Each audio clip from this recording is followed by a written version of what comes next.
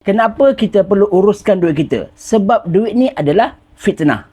Fitnah, kenapa fitnah pula? Dalam bahasa Al-Quran, fitnah juga bermaksud ujian. Jadi, duit adalah ujian sama ada kita syukur ataupun kita kufur. Kalau syukur, kita akan gunakan harta kita pada tempat yang betul. Kita akan elakkan pembaziran. Kita akan elakkan kemungkaran. Kita akan bahagi rezeki kepada orang lain.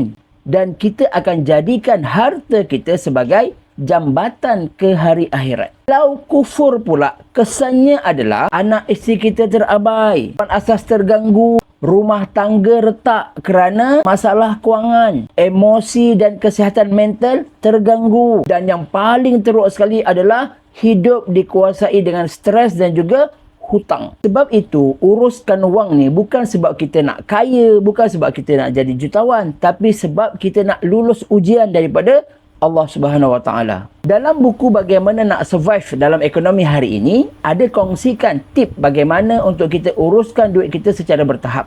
Fasa 1 apa, fasa 2 apa, fasa 3 apa. Kenapa? Sebab fitrah manusia tak boleh berubah sekaligus. Kalau sekaligus, kita akan tertekan, kita akan memudaratkan dan akhirnya kita akan gagal. Jadi, tekan di beg kuning sekarang.